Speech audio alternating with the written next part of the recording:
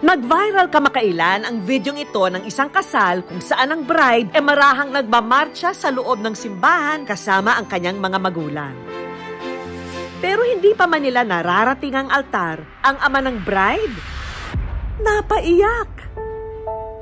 Hanggang sa hindi na niya kinaya pang humawak sa anak.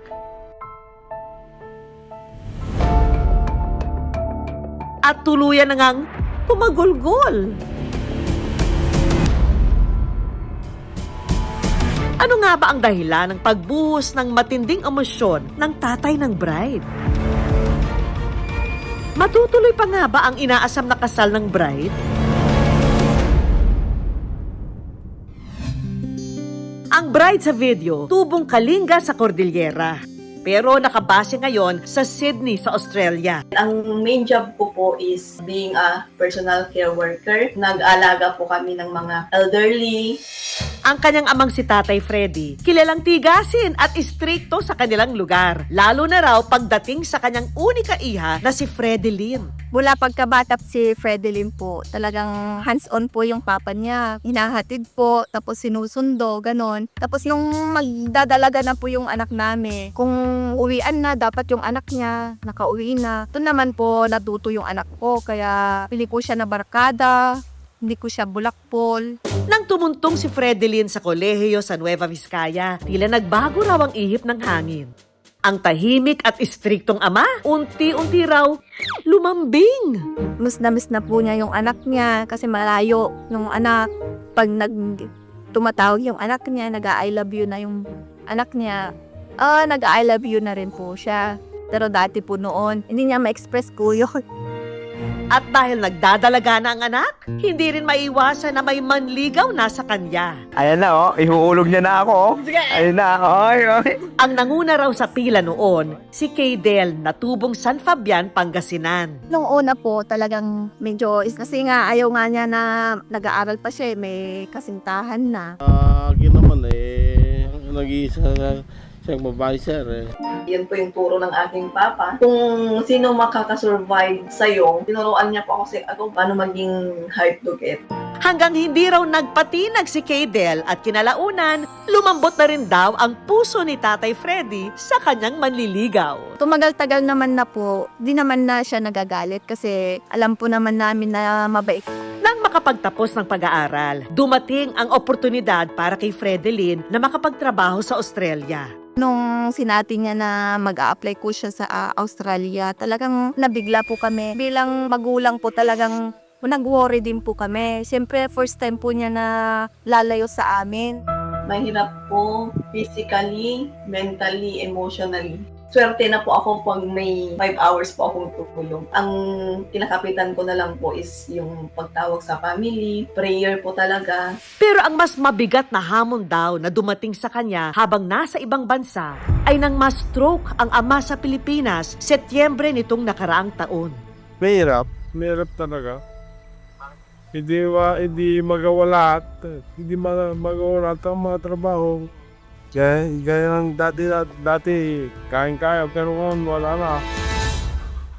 Nakarecover naman daw si Tatay Freddy pero dahil sa stroke, hirap pa rin siyang magsalita. Kinakausap ko po siya kasi yung after work, kinakamusta. Mas naging close na naman po kami. Sinasabi ko na po sa kanila na mag-ingat-ingat na ngayon. Alright, ang pagtatagpo ng mag-iina. Nito na ngang Desyembre, nagkaroon ng pagkakataong umuwi ng bansa si Fredelyn. Sinurprise ko po sila sa isang restaurant.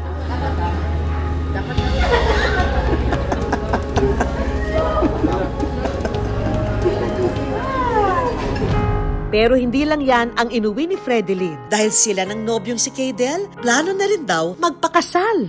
Naipaalam naman daw ito ni Kaydel sa mga magulang ni Fredelyn. Kung ready na kayo, susupport kami sa inyo. Pinayagan naman, awa ng Diyos.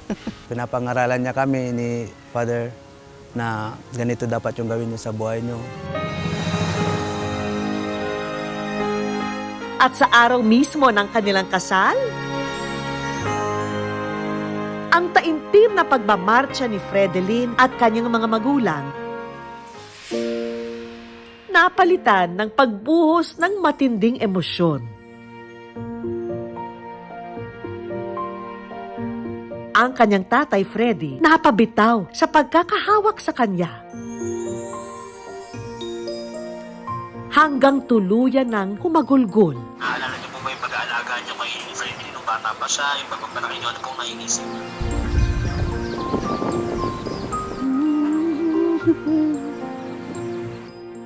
Noon na, hindi ko matanggap to.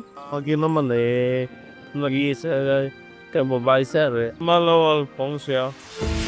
Nung naragit na kami, hindi ko na kaya talaga sir. Kasi dito, mamumula lang ako sir. Sabi ko, ba't ganun? Ba't suminto? Bago yung kasal, alam ko na na nininervyos na siya Hindi niya nakayanan yung happiness ng isang ama sir na ikakasal yung anak niya.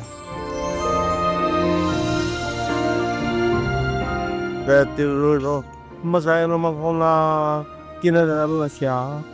At dahil everybody happy, naging matagumpay daw ang pag-iisang dibdib ni na Fredelyn at Cadel. Si Fredelyn agad nang bumalik sa Australia matapos ang kasal. Nito lang Miyerkules, tinulungan namin ang pamilya na mag-reunion online. Hi, family. Basta anak? Okay lang, ma.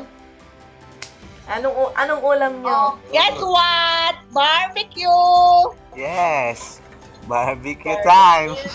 Barbecue din. Alam namin na namimiss mo na ang barbecue, kaya ito kain na tayo ng barbecue!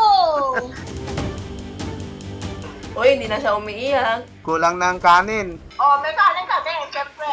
Love you, anak! Love you, anak! Love you. Love you, mama, papa. Asawa? Bye-bye!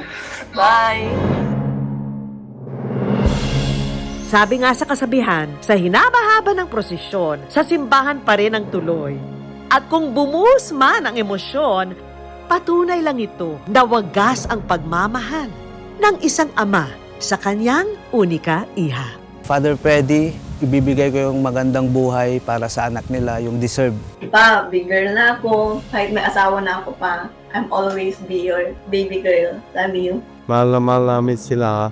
At hindi sa lahat, sana hindi sila mag-away. Yun lang, pagmahal sila.